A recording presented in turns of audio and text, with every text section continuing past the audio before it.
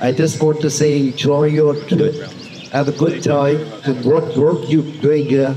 Know what to express myself, but wonderful. Thank you for coming and all the best. Have a wonderful trip. Head I win, tail you lose.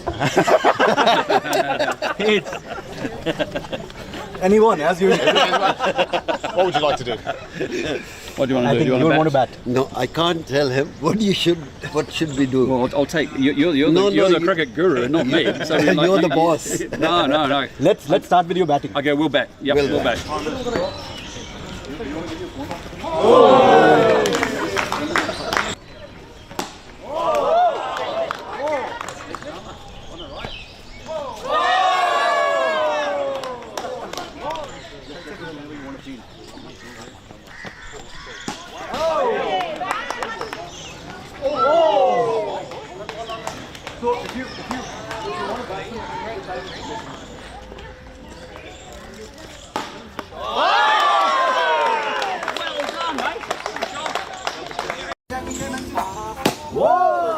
This is unbelievable, actually. I'm playing cricket with Kapil Dev, which is pretty special, in the streets of New Delhi with some amazing young kids. New Zealand के प्रधानमंत्री Christopher Luxon Bharat में cricket खेलते हुए नजर आए हैं। इसलिए कि उनको भारत की बहुत जरूरत है। देख रहे हैं कि आपके अंदरूनी हालात कैसे हैं और किस मुल्क आपके हमसाये हैं। अगर अंदरूनी हालात ऐसे हैं जैसे इस वक्त हमारे हैं, जिधर टेररिज्म हर रोज एक नहीं 2-3 इंसिडेंट्स हो रहे हैं। इन्होंने आके न्यूजीलैंड के प्राइम मिनिस्टर आए हैं। एक तो जारी बात है रेजीना डायलॉग, आपको पता है एक बड़ा प्रीमियर डायलॉग है इंडिया का। 17 दिनों में 52 ब्लास्ट सर थोड़े हैं, कितना जानी और माली नुकसान हो रहा है, वो भी माह रमजान के इस मुबारक महीने में। आज पाकिस्तान के अंदर वो हुआ है जो दहशतगर्द चाहते थे। खबर निकलकर सामने आई है कि पिछले एक हफ्ते में पाकिस्तान के कई आर्मी ऑफिसर्स ने रिजाइन कर दिया। न्यूजीलैंड के प्राइम मिनिस्टर ने एक जोक क्रैक किया कि उन्होंने कहा जी कि शुक्र है कि नरेंद्र मोदी ने जो अभी हाल ही में चैंपियंस ट्रॉफी जीती है न्यूजीलैंड से, उसकी कोई बात नहीं की। और भारत के साथ उनको भारत वो क्या कहते हैं, मैं आपको क्या बताऊं, उनका एक मिलिट्री स्ट्रेटेजिक पार्टनर है। उसके साथ 4 आइज डिफेंस, वो 5 आइज डिफेंस एग्रीमेंट है।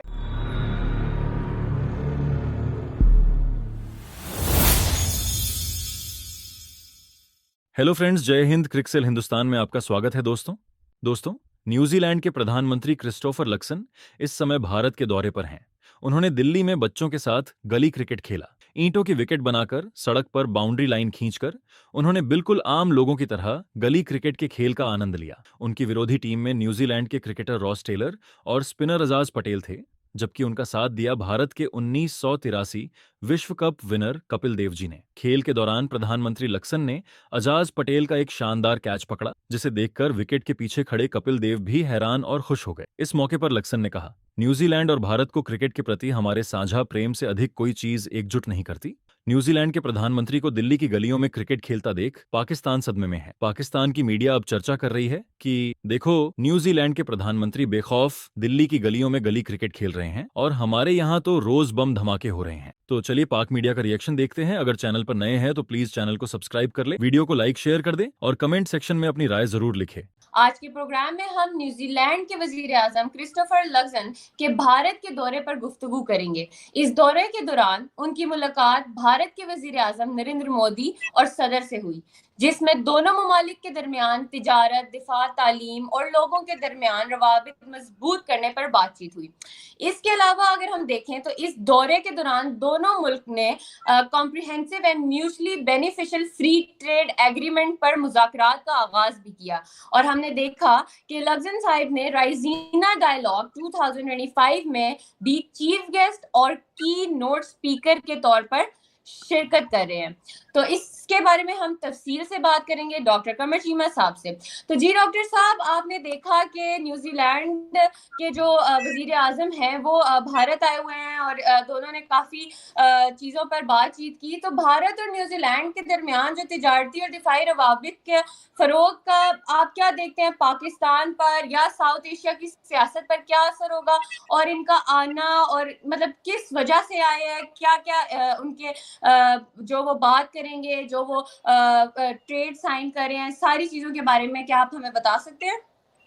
जी बहुत शुक्रिया। देखिए सबसे पहले तो वो एक बड़ा उन्होंने न्यूजीलैंड के प्राइम मिनिस्टर ने एक जोक क्रैक किया कि उन्होंने कहा जी कि शुक्र है कि नरेंद्र मोदी ने जो अभी हाल ही में चैंपियंस ट्रॉफी जीती है न्यूजीलैंड से, उसकी कोई बात नहीं की।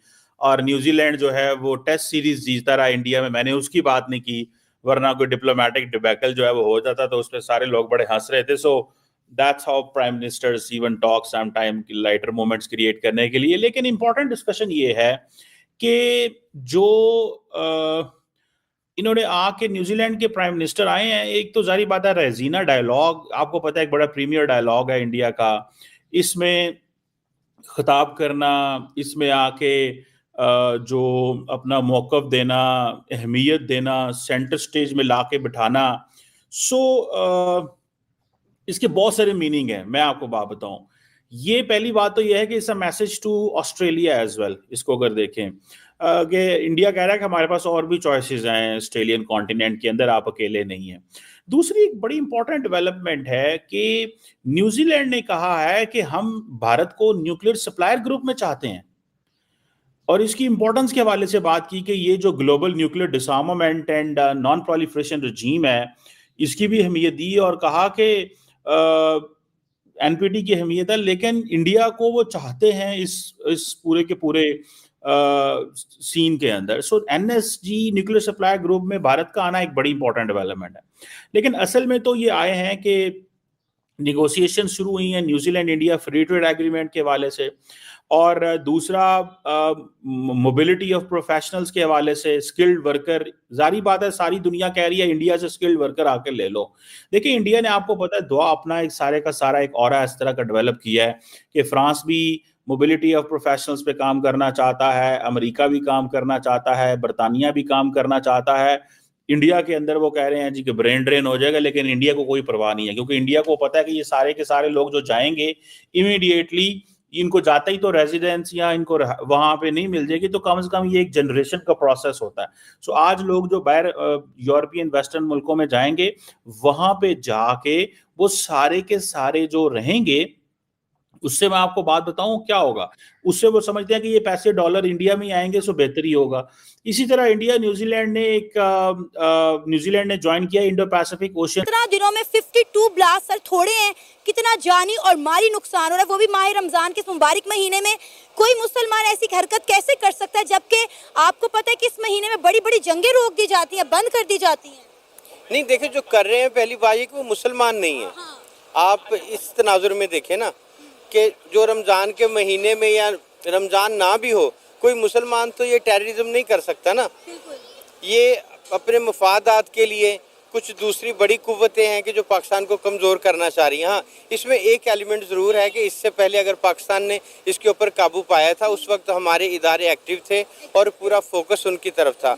अब हमारे इदारों का फोकस कहीं और हो गया। सर, पाकिस्तान का मीडिया तो सीधा सीधा जो है वो इंडिया को और रॉ को जो है वो टारगेट कर रहा है। वो कह रहे हैं इसके पीछे इंडिया है, इंडिया की रॉ की साजिश है। अगर आप बात करें तो कहा जा रहा है कि अफगानिस्तान और इंडिया ने मिलकर पाकिस्तान की जाफर ट्रेन को जो है वो हाईजैक करवाया था।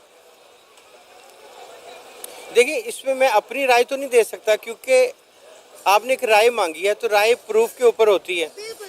हाँ, तो कहने को तो हम कह दें जी कि इंडिया ने भी किया, अफगानिस्तान ने भी किया, लेकिन यहाँ पे सवाल ये पैदा नहीं होता कि इंडिया और अफगानिस्तान ने मिलके किया है। सवाल ये पैदा होता है कि पाकिस्तान में ये हो कैसे गया कि जो पाकिस्तान का सिक्योरिटी का एक निज़ाम है, जो सिक्योरिटी इदारे हैं, वो क्या सोए हुए हैं। सर, बहुत बड़ा सवालिया निशान है हमारे इदारों के ऊपर, हमारी आर्मी के ऊपर और हमारी इंटेलिजेंस के ऊपर। हम तो सर ये दावा करते हैं कि हमारे पास दुनिया की नंबर 1 आर्मी है।